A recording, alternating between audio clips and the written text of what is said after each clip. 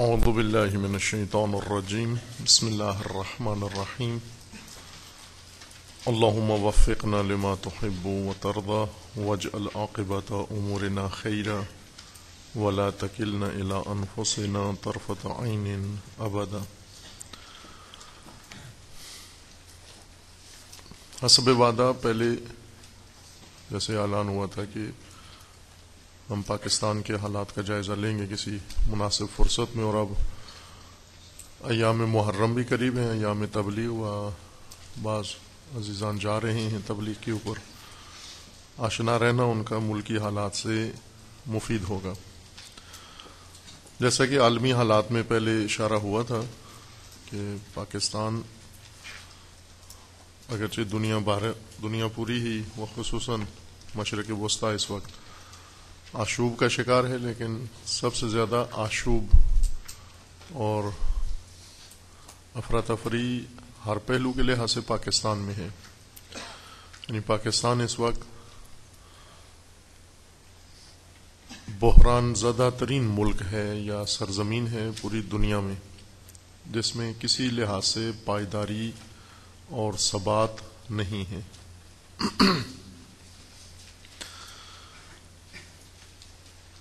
امن و سلامتی کے لحاظ سے ناپائیدار ترین خطہ ہے یہ، سیاسی عمل کے لحاظ سے بہت ناپائیدار ہے، سیاسی پائیداری بالکل نہیں ہے اس کے اندر، معیشت اس کی نہ صرف ناپائیدار ہے بلکہ ویران ہے، تباہ ہے، بالکل نابود ہے، نہ کہ نابودی کے قریب ہے، نابود ہے اس کی معیشت۔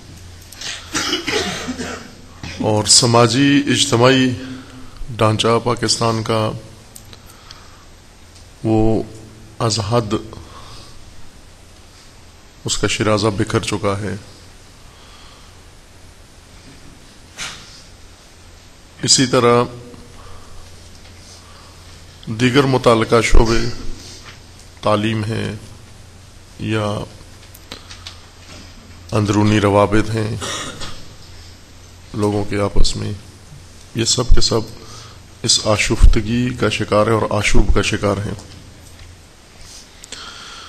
اب ایسے میں ہم دیکھیں تو ملک کے اندر ڈرامائی حالات پیدا ہوتے ہیں، آئے روز ناگہان غیر متوقع غیر پیش بینی شدہ صورتحال سے دوچار ہو جاتے ہیں، اور غیر متوقع طور پر ایسا ماجرا قوم کے سامنے کھڑا ہو جاتا ہے جس کی قوم کو بالکل توقع نہیں ہوتی اور پیش بینی بھی نہیں کی جا سکتی، اور وہ ماجرا آتا ہے ڈرامائی انداز میں، گزر جاتا ہے، اور چند دن مشغول رہتے ہیں لوگ اس کے اندر، میڈیا بھی مشغول رکھتا ہے، حکومتی مشینری اس کے اندر ملوث ہو جاتی ہے، اور چند دن کے بعد پھر پہلی حالت پر واپس آ جاتے ہیں۔ پھر اس کے بعد ایک نیا ڈرامائی ماجرا رونما ہوتا ہے، اور پھر اسی طرح یہ ایک سیریز ڈرامے کی پاکستان کے اندر تکرار ہوتی ہے۔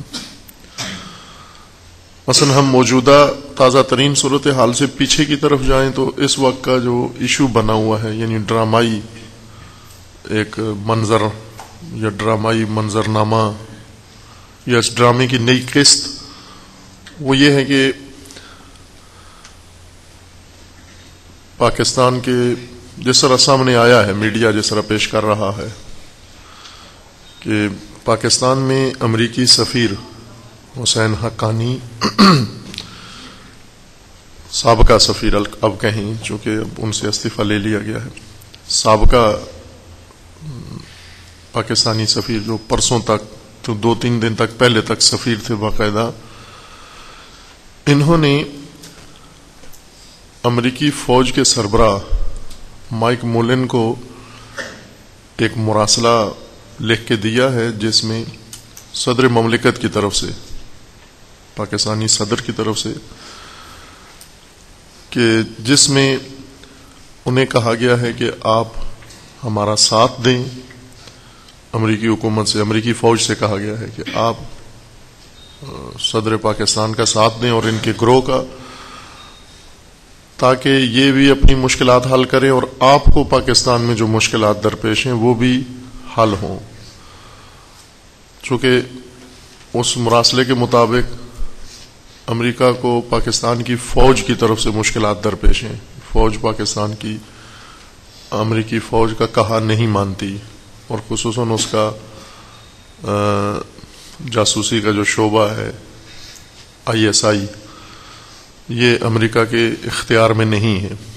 لہذا ISI کو کنٹرول کرنا اور فوج کو کنٹرول کرنا اور دیگر متعلقہ مسائل جو امریکہ کو پاکستان میں چاہیے، یہ پاکستان جن چیزوں کا مطالبہ رکھتا ہے، جس طرح دہشت گردوں کے ساتھ جنگ، بعض لوگوں کی گرفتاری یا کچھ خاص اقدامات،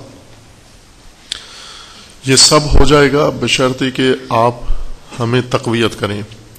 چند افراد کے بدلنے کا انہوں نے کہا کہ اگر آپ مدد کریں اور ہم فوج میں تبدیلیاں لائیں، ISI میں تبدیلیاں لائیں، سیاسی منظر میں تبدیلیاں لائیں، تو ہم آپ کی مرضی کے مطابق جو آپ چاہتے ہیں پاکستان میں وہ ہم کرنے کے لیے تیار ہیں، بشرطے کہ آپ ہمارے ساتھ تعاون کریں. یہ مراسلہ میڈیا تک جا پہنچا ہے. یعنی جس شخص کے ذریعے سے گیا ہے، اعجاز منصور نامی ایک پاکستانی نژاد امریکہ میں مقیم انسان، جو حسین حقانی کا رابطہ تھا مائک مولن کے ساتھ اور دیگر سیاسی اور فوجی لوگوں کے ساتھ، اس نے یہ لیک کر دیا ہے یہ راز، اور اس نے میڈیا کو بتا دیا ہے کہ یہ مراسلہ میرے ذریعے سے، میرے تھرو، میرے ہاتھ سے امریکی ہائی کمان تک پہنچا ہے. چند ہفتے سے پاکستان کے اندر اس کی جب آواز پہنچی تو ہمیشہ کی طرح، جس طرح ہر ایک نئے ڈرامے کے اندر ایک بیان بازی شروع ہوتی ہے، مطبوعاتی ایک بیان بازی، وہی شروع ہوئی سیاستدانوں کے درمیان، میڈیا کے درمیان اور پنہان جو ہاتھ ہیں ان کے درمیان. یہ آج کا اس کو کہیں کہ بہت ہی ہاٹ اور گرم مسئلہ ہے. مسئلہ روز پاکستان اس وقت یہ ہے. دباؤ بڑا اندر باہر سے، میڈیا کی طرف سے اور سیاستدانوں کی طرف سے. عکس العمل کے طور پر مسلم لیگ کے نواز شریف نے اس کے خلاف غداری، ملک کے ساتھ غداری کا عنوان دے کر اس کو چند بڑی شخصیات کے خلاف پٹیشن دائر کیا ہے سپریم کورٹ کے اندر، اور اس میں فریق بنایا ہے چند لوگوں کو، یہ ملک کے ساتھ غداری کر رہے ہیں اور کورٹ اس سلسلے میں اقدام کرے. 2 پٹیشن انہوں نے داخل کی ہیں، ایک خود مسلم لیگ کے سربراہ نے اور ایک ان کی پارٹی کے ایک آدمی نے، خواجہ آصف نے. اور ساتھ ہی انہوں نے اس دباؤ میں آ کر حسین حقانی کو واپس بلایا ہے. پہلے اس نے آنے سے انکار کر دیا، پھر امریکیوں کے تعاون سے اس کو ملک میں واپس بلا کے انہوں نے استعفیٰ لے لیا اس سے، اور اس کی جگہ پر سابقہ وزیر اطلاعات شیری رحمان، اس کو انہوں نے پاکستان میں نیا سفیر متعین کیا ہے، حسین حقانی کی جگہ، جو پاکستان کی سفارتی نمائندگی کریں گی وہاں پر. یہ ایک اتفاق ہے جو رونما ہوا ہے. اور اس سے قبل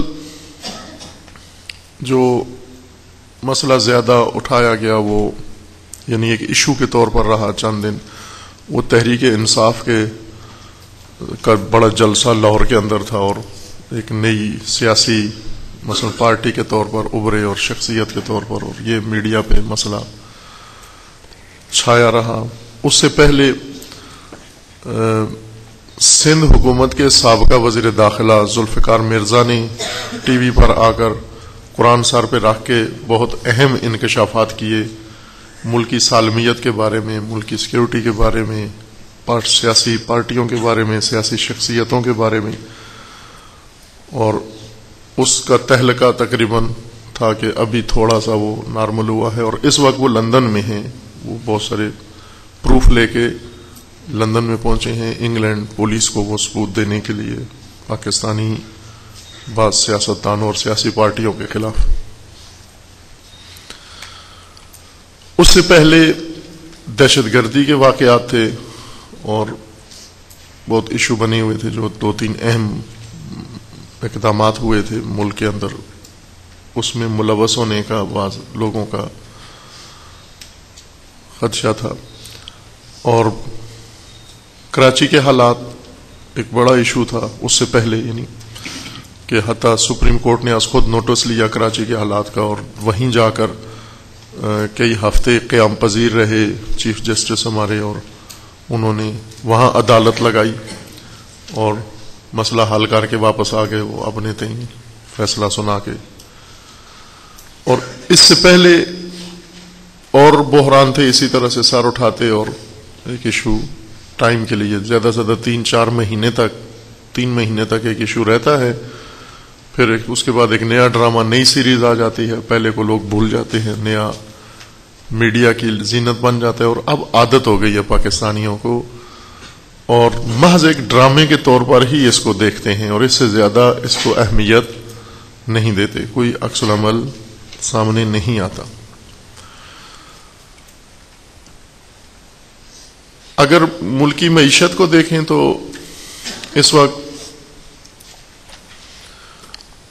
سب سے پہلے پاکستان ایک توانائی کے عظیم بحران سے دوچار ہو گیا ہے، بہت بڑے بحران سے دوچار ہو گیا پاکستان توانائی کے، جس میں سب سے بڑھ کر بجلی کا بحران کا مسئلہ ہے. پھر اس کے بعد گیس نہیں ہے ان کے پاس اب، یعنی اب گیس کی لوڈ شیڈنگ دنوں کے لحاظ سے شروع ہوئی ہے. 3 دن پہلے 2 دن بڑھائے تھے، اب ظاہراً 3 دن انہوں نے انڈسٹری کو 3 دن گیس منقطع کر دی ہے، CNG اسٹیشنوں کو 2 دن گیس منقطع کر دی ہے. اور ابھی سے اعلان کر دیا گیا ہے کہ سردیوں میں گیس زیادہ وقفے کے لیے منقطع ہوا کرے گی، یعنی سردیاں بغیر گیس کے اب گزریں گی.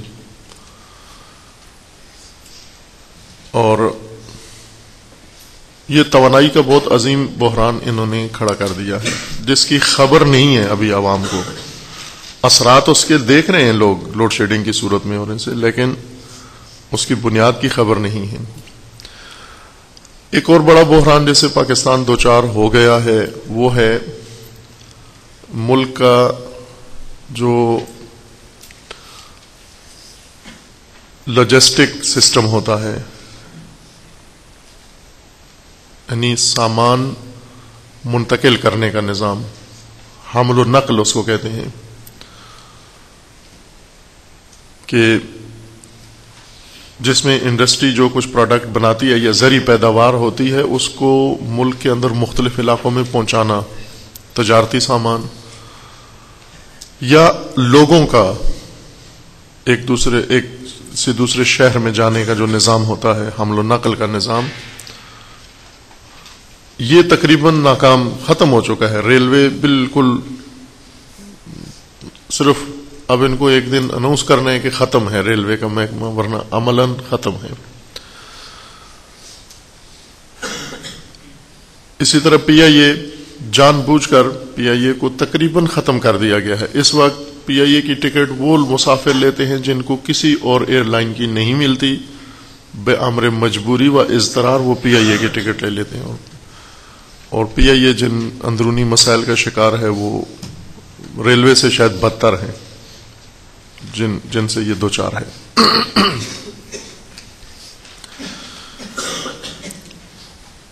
اسی طرح قرض، پاکستان کے قرض کی حد سابقہ 3 سالوں میں اس حکومت نے سابقہ 3 سالوں میں جو قرض لیا ہے وہ مجموعی طور پر 60 سالوں سے زیادہ ہے. یعنی 60 سالوں میں پاکستانیوں نے قرض لیا ہے. جب سے پاکستان بنا ہے قرض لینا شروع کیا انہوں نے، اور سابقہ 3 سالوں میں موجودہ حکومت نے جو قرض لیا ہے یہ مجموعی 60 سالہ قرض کے برابر چلا گیا ہے. اس حد تک کہ خود حکومت کے اندر ارکان بوکھلا گئے ہیں کہ یہ اتنی بڑی مقدار میں قرض اور اس کا استعمال، اور ایک وحشت اس نے حکومت کے اندر ایجاد کر دی ہے.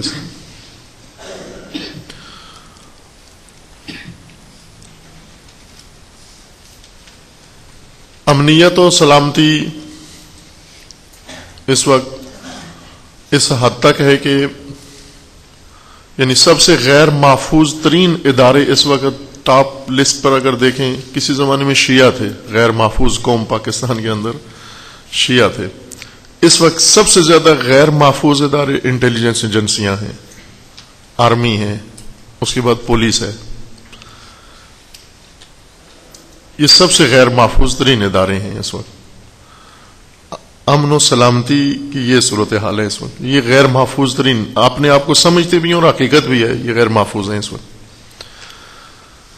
بعض علاقوں میں تو بہت ہی غیر محفوظ ہیں، جس طرح بلوچستان کے اندر، اور بعض میں تھوڑی بہتر صورتحال ہے، ان کی کنٹرول ہولڈ ان کا ہے. لیکن مجموعی طور پر ملک کے اندر آپ دیکھیں تو یہ ادارے اور اس کے بعد دوسرے حکومتی ادارے وہ غیر محفوظ ہونے کے لحاظ سے ٹاپ لسٹ پر ہیں.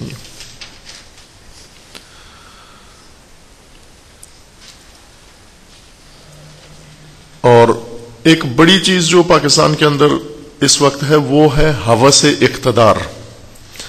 ہوس اقتدار و شہوت اقتدار اس قدر بڑھا دی گئی ہے، وہ بڑھ گئی ہے اس وقت پارٹیوں کے اندر، سیاستدانوں کے اندر، سیاسی جماعتوں کے اندر، کہ قابل کنٹرول نہیں ہے.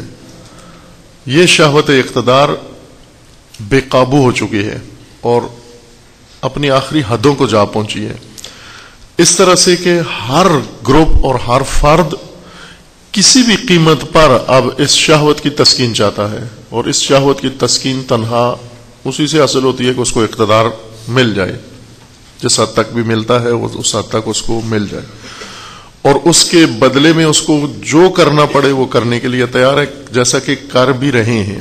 شہوت اقتدار اس قدر بڑھ گئی ہے، ملکی حالات اس طرح سے بنا دیے گئے ہیں.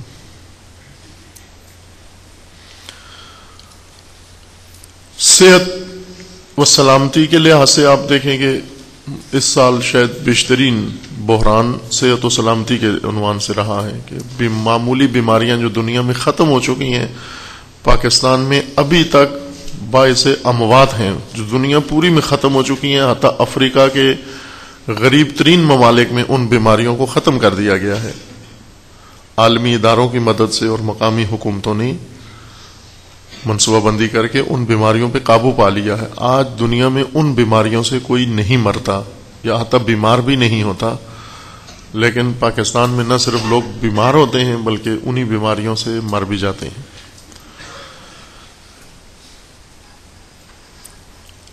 خوب روزگار کے لحاظ سے اس وقت بے روزگاری سب سے زیادہ بے روزگاری کا تناسب ہے،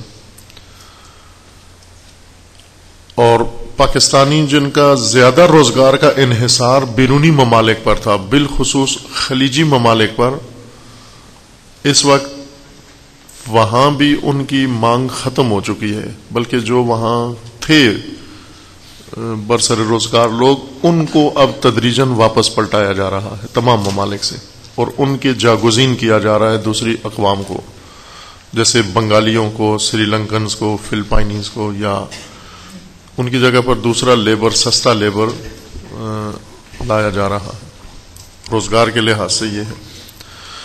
تعلیم جو ایشو نہیں بنا کبھی بھی پاکستان میں، تعلیم ایشو نہیں بنا اور تعلیم پر کبھی حساسیت نہیں ہوئی، نہ میڈیا نے کبھی دکھائی.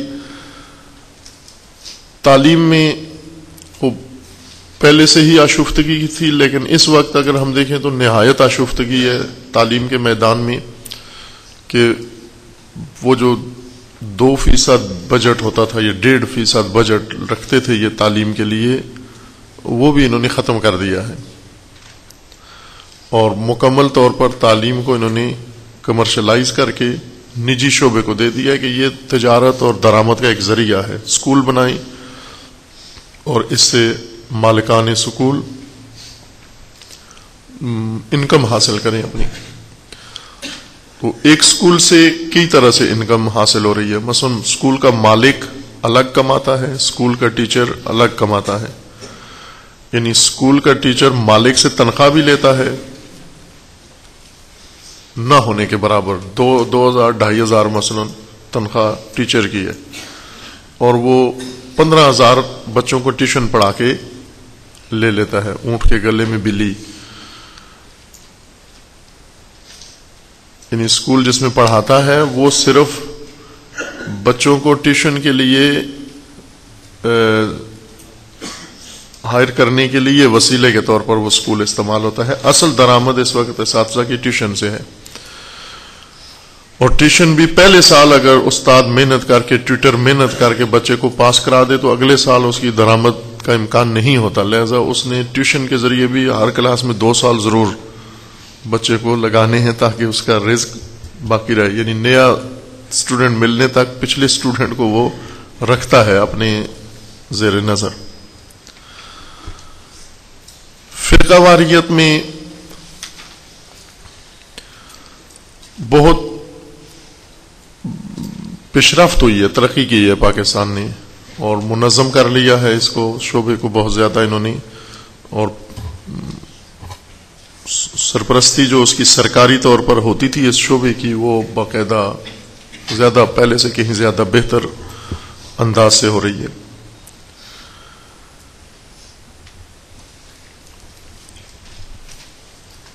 اور کئی شعبے ہیں جن میں ہم کہہ سکتے ہیں کہ مثلا ایٹمی، پاکستان کا جو ایٹمی شعبہ ہے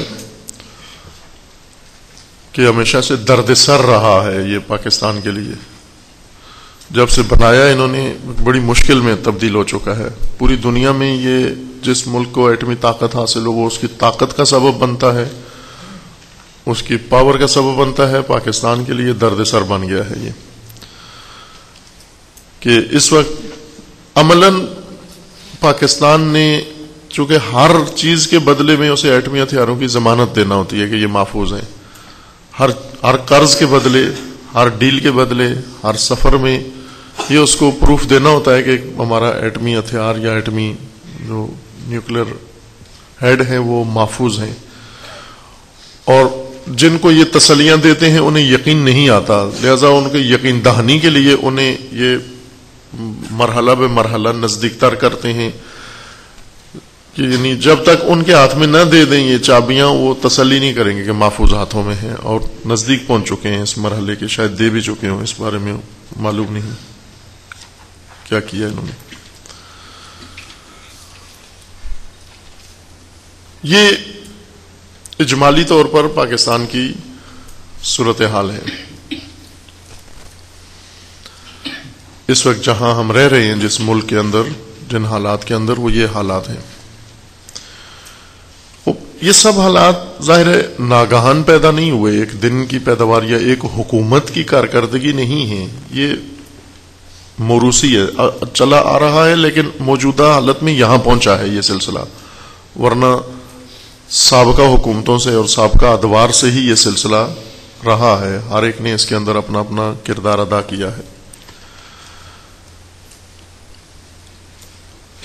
عمدہ مطلب یہ ہے کہ ہم یہ جائزہ لیں کہ یہ حالات کیوں ایسے ہیں پاکستان کے اندر، اصل وجہ کیا ہے، کیوں اتنی آشفتہ ریاست بن چکی ہے وہاں. یہ ملک بہت ساری مثبت نکات اور بہت سارے ایسے پوٹینشل کے باوجود، صلاحیتوں کے باوجود کیوں اس حالت تک جا پہنچا ہے. اہم ان حالات کا جائزہ لینا ہے. عمومی طور پر اگر ہم دیکھیں تو ذہنی طور پر لوگوں کے اندر کنفیوژن پائی جاتی ہے، سخت اضطرابی حالت ہے. عمومی حالت یہ ہے، خواہ وہ پڑھا لکھا طبقہ ہو، مذہبی طبقہ ہو، سیکولر طبقہ ہو، عام عوام ہو، کنفیوژن ان کی صفت ہے مشترک. کنفیوز ہیں پاکستانی، جنہیں سمجھ میں نہیں آتا کہ کیا ہو رہا ہے، اب بعد میں کیا ہوگا، کیا بنے گا ہمارا، اس ملک کا کیا ہوگا. یہ کسی کو کچھ معلوم نہیں، کوئی پیشن گوئی نہیں کی جا سکتی. اور جب اجتماعی طور پر یا سیاسی افق میں حتی اقتصادی لحاظ سے بھی کسی ملک کے حالات کی مستقبل کی پیشن گوئی نہ کی جا سکے، نہ بد کی طرف، نہ خوب کی طرف، نہ اچھائی کی طرف، نہ برائی کی طرف، اس کے معنی یہ ہوتے ہیں کہ وہ بہت نازک حالت تک جا پہنچا ہے. یعنی اس بیمار کی طرح ہے جس کے بارے میں نہیں معلوم بچے گا یا نہیں بچے گا. جب ہمیں پتہ چل جاتا ہے کہ یہ مریض مثلا ابھی ہے، بیمار رہے گا لیکن ابھی زندہ ہے، اطمینان ہوتا ہے، یا معلوم ہو گیا کہ یہ نہیں بچے گا، اس کے بارے میں تسلی ہو جاتی ہے. لیکن جب ایک مریض اس حالت میں جا پہنچا ہو کہ جس کی نہ بیماری کا علم ہو، نہ بیماری کی نوعیت کا علم ہو، نہ پیش بینی کی جا سکتی ہو کہ یہ ٹھیک ہوگا، نہ پیش بینی کی جا سکتی ہو کہ یہ مر جائے گا، کیا ہوگا کچھ معلوم نہیں ہے.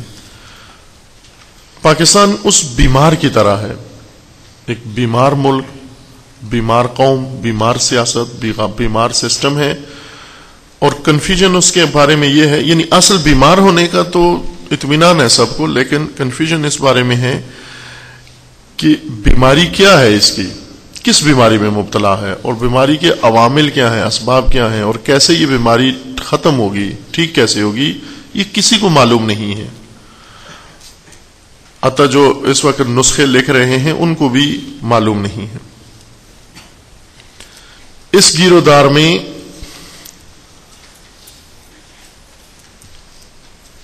اب حالات جہاں ایسے پیدا ہو جائیں وہاں ایک نئی صورتحال سامنے آتی ہے. وہ یہ کہ جس طرح علی علیہ السلام نے نہج البلاغہ میں خطبے میں بیان فرمایا ہے کہ کچھ لوگ ہوتے ہیں شکاری فتنوں کے، بحرانوں کے شکاری،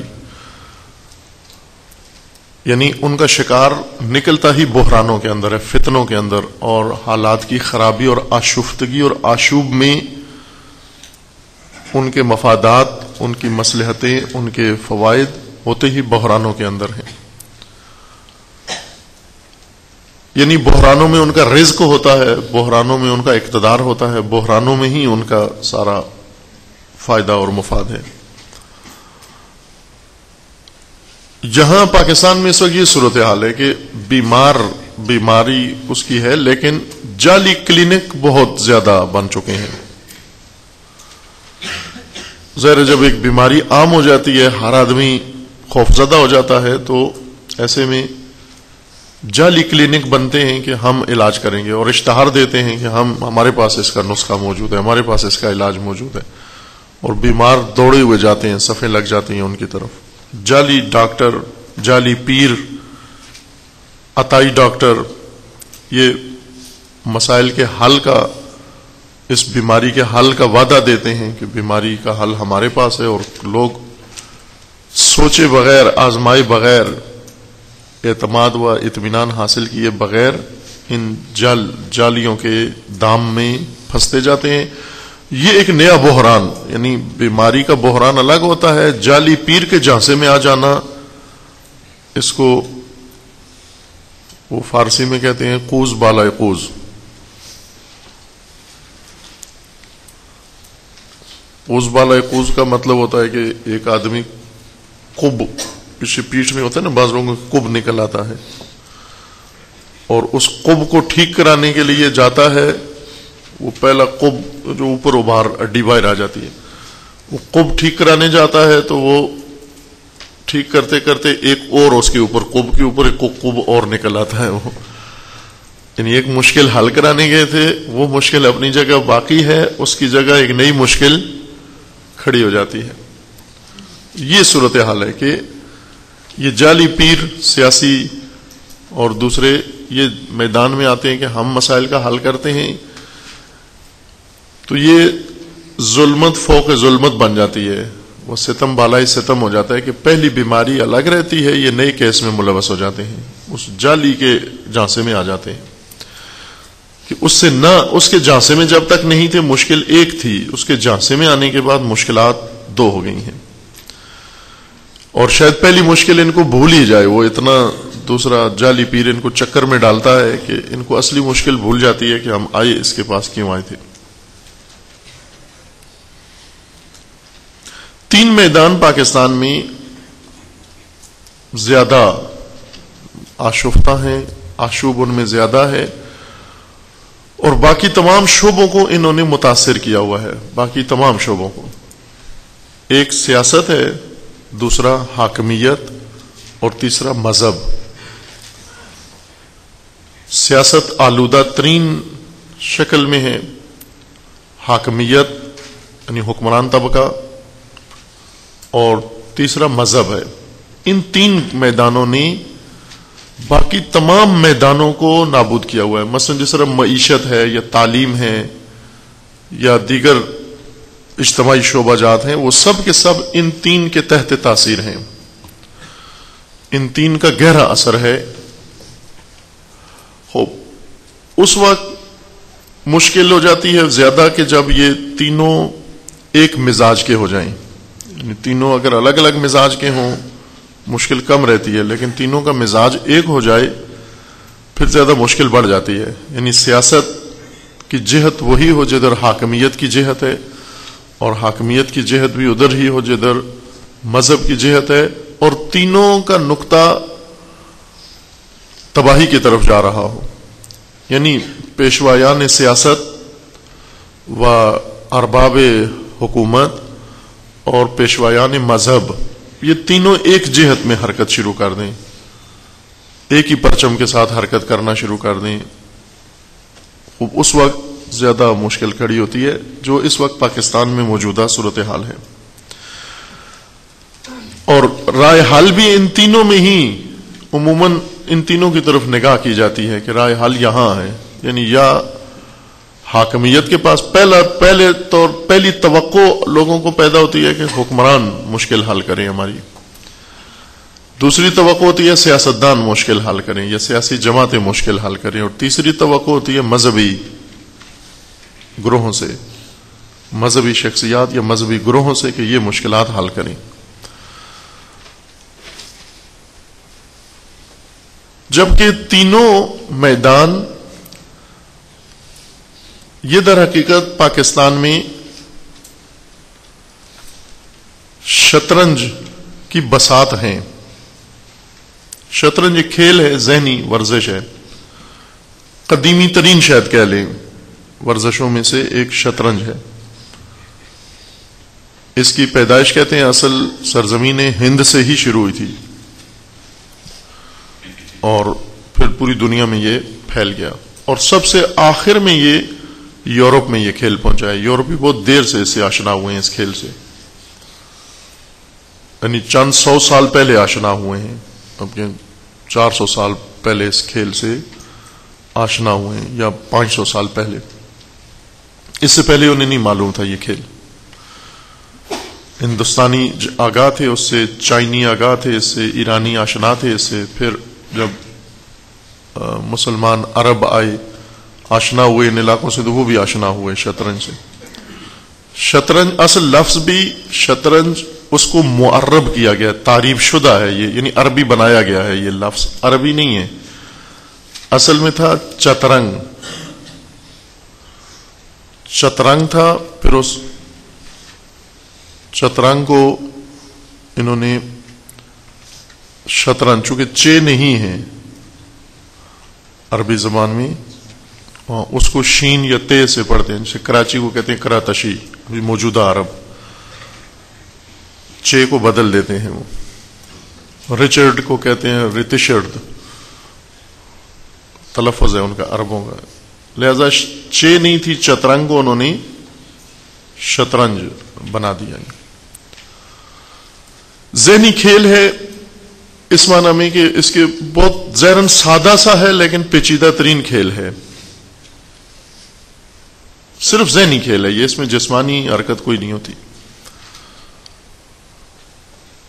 ایک بساط ہوتی ہے جس میں خانے بنے ہوتے ہیں، معروف رنگ اس کے سیاہ اور سفید ہیں، یعنی 2 قسم کے خانے ہوتے ہیں، ایک چھوڑ کے ایک خانہ رنگ اس کا اور ہوتا ہے، مثلا پہلا خانہ سفید ہے، دوسرا سیاہ ہوتا ہے، دونوں طرف، دائیں بھی بائیں بھی آگے بھی دونوں طرف۔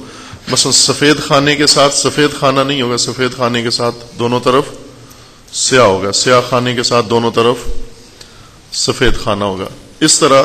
لہذا یہ رنگ یا یہ حالت بھی اس کو شطرنجی کہتے ہیں ابھی بھی۔ مثلا بسا اوقات فرش بناتے ہیں لوگ، ٹائل لگاتے ہیں، تو اس ٹائل کا نام ہی شطرنجی ٹائل ہے، یعنی ایک ٹائل اور رنگ کی ہو، دوسری ٹائل اور رنگ کی لگائیں۔ یا دیوار آپ بناتے ہیں گھر میں ڈیکوریشن، تو وہ کہتے ہیں اس کو شطرنجی بنائیں، یعنی ایک ٹائل اور رنگ کی لگائیں، دوسری ٹائل اور رنگ کی لگائیں. اور جن آلات سے یہ کھیل کھیلا جاتا ہے ان کو موہرا کہتے ہیں. فارسی میں موہرا کہتے ہیں، اردو میں بھی موہرا ہی استعمال ہوتا ہے. یہ موہرے نام ہیں ان کے مختلف، 16 موہرے ہوتے ہیں ہر کھلاڑی کے. دو ہی کھلاڑی کھیلتے ہیں. اس وقت 2 ٹیمیں بھی کھیلتی ہیں، 2 بندے بھی کھیلتے ہیں. طرفینی، 2 طرفہ کھیل ہے. اور ان کے اختیار میں موہرے ہوتے ہیں. موہروں کے نام ہیں مثلا بادشاہ، وزیر، گھوڑا، ہاتھی اور پیادہ، سپاہی، یعنی یہ ان کے نام ہیں. ان کے انہیں چلانا ہوتا ہے. خاص قاعدے ہیں، ضابطے ہیں کہ ہر ایک کی ایک اپنی ویلیو بھی ہوتی ہے. مثلا پیادے کی ایک اپنی ویلیو ہے. اس پیادہ جو چلاتے ہیں آگے مقابل کے کھلاڑی کا جو موہرا رکھا ہوا ہے، تو اس پیادے کی ایک ویلیو ہے، اپنی قیمت ہے کہ یہ کچھ موہرے یا چال چلنے میں اس کا خاص روٹ ہے، اس روٹ سے اس کو چلائیں، اس روٹ سے نہ چلائیں، اس کے ذریعے سے کیا کام کیا جا سکتا ہے، کیا نہیں کیا جا سکتا. یعنی موہرے جتنے ہوتے ہیں ان کی ویلیو ہوتی ہے. سب سے کمزور ترین، بے قیمت تو بالکل نہیں ہوتا، یعنی کم قیمت موہرا پیادہ ہوتا ہے، سپاہی. پھر اس کے بعد آ جاتا ہے مثلا گھوڑا، ہاتھی اور وزیر، اور سب سے قیمتی موہرا بادشاہ ہوتا ہے دونوں کھلاڑیوں کے پاس. انہیں جب قربان کرنا، چونکہ چال چلنے کے لیے بسا اوقات اپنا موہرا قربان کرنا پڑتا ہے تاکہ دوسرے کو آگے لایا جائے اور اس کو پھنسایا جائے. ہر کھلاڑی، چونکہ ذہنی ورزش ہے، اسلام میں حرام قرار دی گئی تھی اس لیے کہ اس سے ورزش نہیں ہوتی تھی بلکہ فقط جوا کھیلتے تھے. جبکہ پہلے زمانوں میں یہ درس تھا، یہ باقاعدہ ایک سیاست پولیٹیکل سائنس کے لیے یہ ایک تمرین تھی.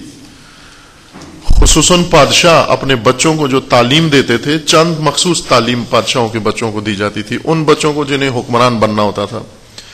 ایک انہیں گھوڑا سواری، تیر اندازی، شمشیر زنی اور شطرنج، فقط یہ انہیں پڑھاتے تھے. اس کے علاوہ کوئی کسی قسم کی تعلیم نہیں دیتے تھے.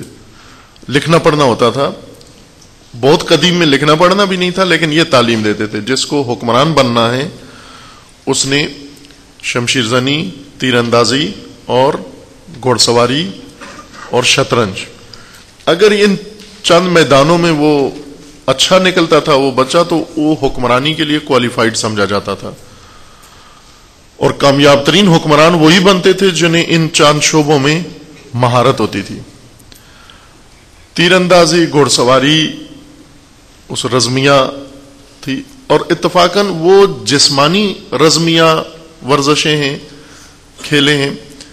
اور شطرنج ذہنی رزمی ورزش ہے، رزمی ورزش ہے. اس کے جو نام ہی دیکھ لیں، سپاہی، پیادہ، قلعہ، گھوڑا، یعنی جنگ ہے. یہ ایک بساط کے اوپر شطرنج، وہ جو خانے ہوتے ہیں اس کو بساط کہتے ہیں.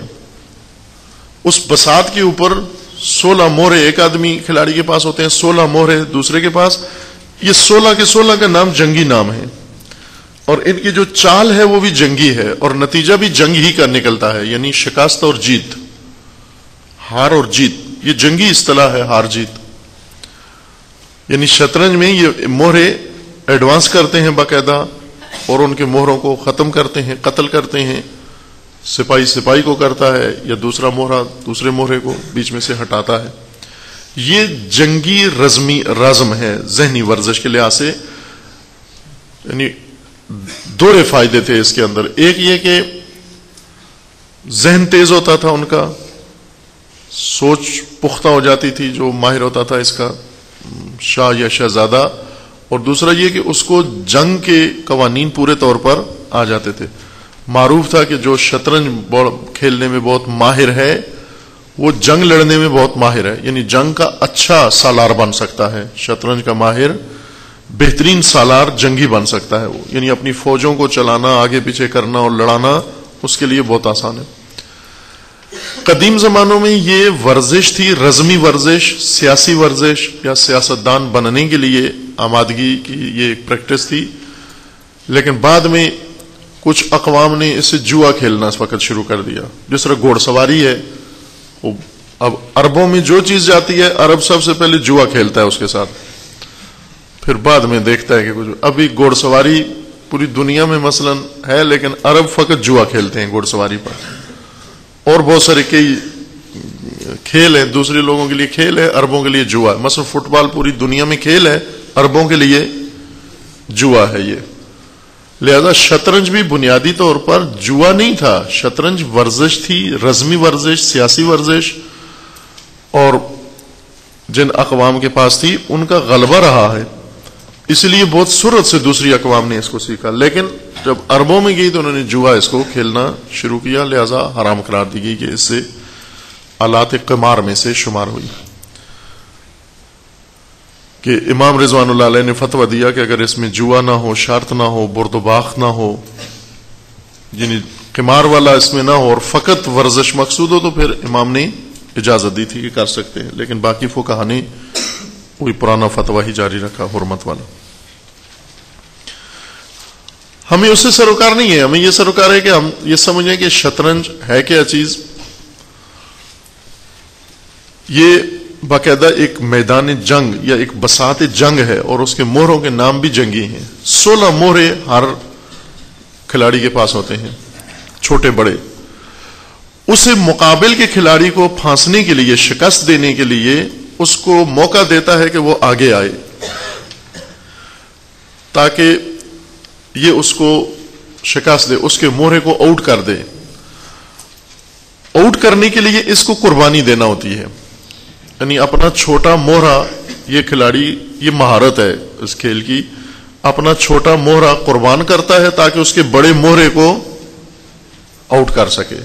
اپنے چھوٹے مہرے کے ذریعے اس کے بڑے مہرے کو آؤٹ کرے. یعنی یہ سپاہی قربان کرتا ہے، اس کا وزیر آؤٹ کر دیتا ہے مثلا، یا یہ سپاہی کے ذریعے اس کا گھوڑا آؤٹ کر دیتا ہے.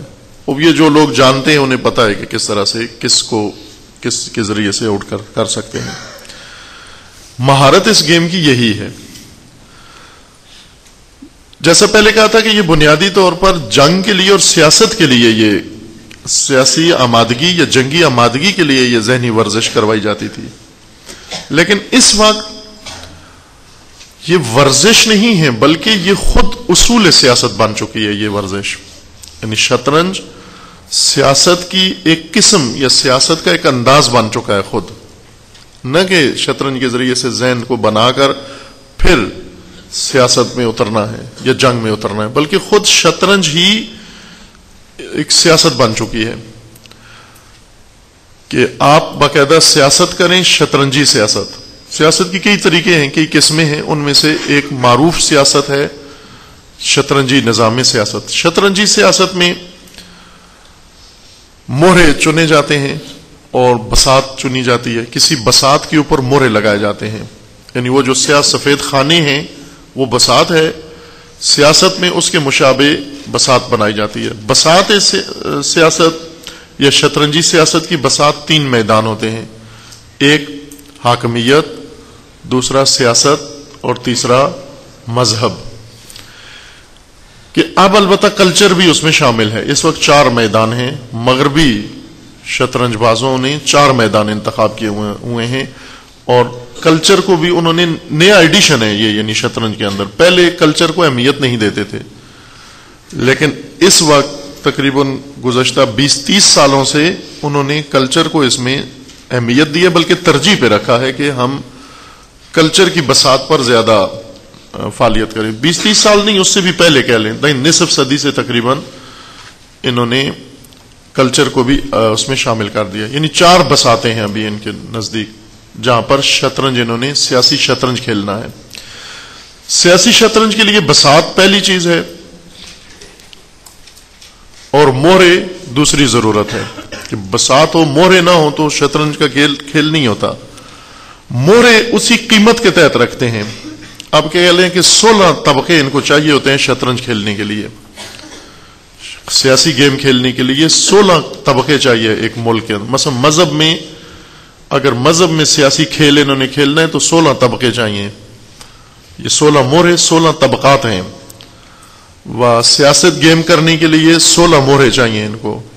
اسی طرح کلچر میں گیم کرنے کے لیے 16 مہرے چاہیے ان کو, تاکہ انہیں آگے پیچھے کر کے اور انہی کے ذریعے سے یہ اپنا مقصد اور اپنا ہدف حاصل کریں. ہدف کیا ہے کہ آپ کے جو طرف مقابل ہے جو شخص, سیاسی بساط میدانوں سے لے لینا, مذہب کی میدانوں سے لے لینا, مذہبی بساط اس سے اپنے کنٹرول میں لے لینا, اپنے مہرے اس کی زمین میں اس کے خانے میں داخل کر دینا. یہی ہوتا ہے کہ ایک کھلاڑی کے مہرے ایڈوانس کرتے کرتے دوسرے کھلاڑی, پہلے آغاز میں بساط تقسیم ہوتی ہے برابر, آدھے خانے ایک کھلاڑی کے ہوتے ہیں, آدھے خانے دوسرے کے ہوتے ہیں, کچھ بیچ میں مشترک ہوتے ہیں. تو جو ماہر کھلاڑی ہوتا ہے وہ آہستہ آہستہ اپنے مہرے مشترک علاقے میں داخل کرتا ہے, اپنے ایریا سے آگے بڑھاتا ہے, مشترکہ علاقے میں داخل کرتا ہے, پھر آہستہ آہستہ حریف کے خانے میں داخل کر کے بالکل حریف کے خانے میں پہنچا کر اپنے مہرے کو اس کو آؤٹ کر دیتا ہے. یہی کھیل انہوں نے ان 4 بساطوں پر آج شروع کیا ہے, سیاست, حاکمیت, مذہب اور ثقافت, کلچر. کہ حریف کے خانے میں انہوں نے اس کے سارے مہرے مات کرنے ہیں اور اپنے مہرے اس کے اندر داخل کر کے اس بساط کو اپنے حق میں بنا لینا ہے.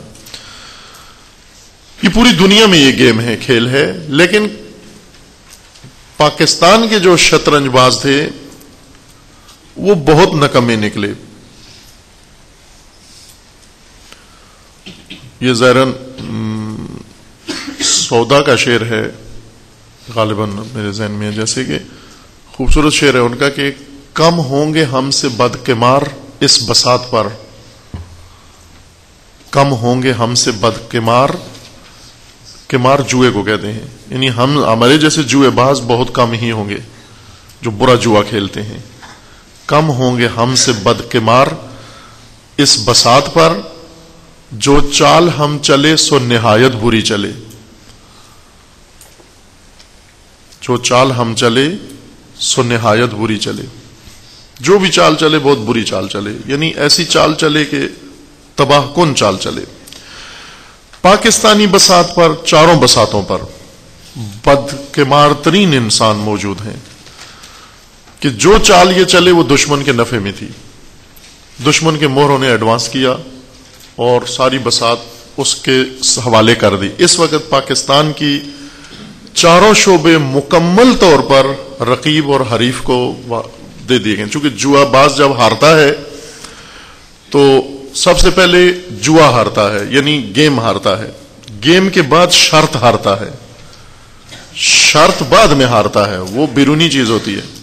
سب سے پہلے وہ بساط ہارتا ہے, یعنی پوری بساط پر اس کے مورے آ جاتے ہیں. دوسرے نمبر پر شرط ہارتا ہے. مثلا فرض کریں کہ جوا انہوں نے لگایا اس بات پر کہ اگر تم یہ بساط, یہ شطرنج کھیلی, بساط کھیلی, اس کے اوپر اگر میں جیت گیا تو تمہارا گھر میرا ہو جائے گا. تو گھر ہار جاتا ہے یہ انسان, جب جوا ہارتا ہے تو گھر بھی ہار جاتا ہے, لیکن گھر شرط کے طور پر ہارا ہے, اصل گیم ہارا ہے. جب گیم ہارتا ہے تو ساری چیزیں اس کو ہارنا پڑتی ہیں, جو دو پر لگی ہوتی ہیں وہ ساری چیزیں اس کو دینا پڑتی ہیں اس کو. لیکن پہلے قدم کے طور پر وہ بساط حوالے کرتا ہے, اس کی پوری بساط حوالے کرتا ہے.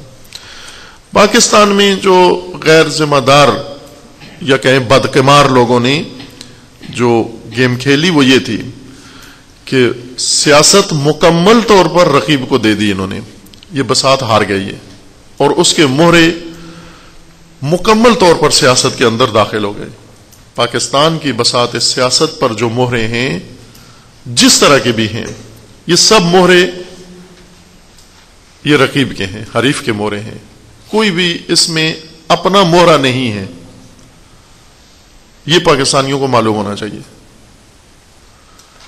یعنی پہلے 16 مہرے ہمارے تھے، 16 دشمن کے تھے، اور اب بھی 32 کے 32 مہرے دشمن کے ہیں. چونکہ جو مہرے ہمارے تھے وہ بھی اس نے مات کر دیے ہیں. ابھی سارے مہرے اس کے ہیں، جیت لی ہیں. اس نے بساط جیت لی ہے، اپنے حق میں لے لی ہے. شرط بعد میں ہارے ہیں پاکستانی، پہلے بساط ہارے ہیں، سیاست ہارے ہیں. حاکمیت میں مہرے یہ پاکستان کے نہیں ہیں، یہ مہرے یہ رقیب کے مہرے ہیں، حریف کے مہرے ہیں. اور اسی طرح مذہب میں جو بساط مذہب پر ہیں، جنہوں نے موجودہ مذہبی شکل بنائی ہے، حالت جہاں تک پہنچائی ہے سب نے مل کر، یہ مہرے مذہب کے نہیں ہیں. یہ مذہب کے نہیں ہیں مہرے. نہ یہ شاہ مذہب کا ہے، نہ یہ وزیر مذہب کا ہے، نہ یہ گھوڑا مذہب کا ہے، نہ یہ ہاتھی مذہب کا ہے، نہ یہ پیادہ مذہب کا ہے. ہیں سی مذہب کے نام سے، لیکن مذہب کے مہرے مات ہو چکے ہیں، اور حریف کے مہرے اب مذہب کی بساط پر چل رہے ہیں، گم رہے ہیں. لہذا حریف اب جدھر چاہتا ہے یہ مہرے ادھر لے جاتے ہیں اور بساط مذہب کو اپنے نفع میں استعمال کرتے ہیں. اسی طرح ثقافت اور کلچر کے مہرے جتنے بھی ہیں، وہ پاکستان اپنے مہرے ہار چکا ہے، تسلیم ہو چکے ہیں اس کے مہرے. لہذا حریف کے مہرے اس بساط کے اوپر، پوری بساط کلچر ان کے حوالے ہے، سپرد ہے. یہ اس وقت جو صورتحال ہے وہ یہ ہے. کشمکش میں نہیں ہے پاکستان. کشمکش میں وہ ہوتا ہے وہ کھلاڑی کے جس کے مہرے ابھی باقی ہوں، ابھی کھیل جاری ہو. پاکستان میں کھیل ختم ہو چکا ہے،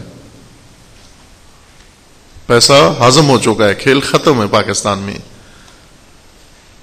یوں نہیں، کشمکش اس وقت ہوتی ہے نا، کش مکش، فارسی 2 لفظ ہیں یہ. کش کھینچنا، مکش نہ کھینچنا.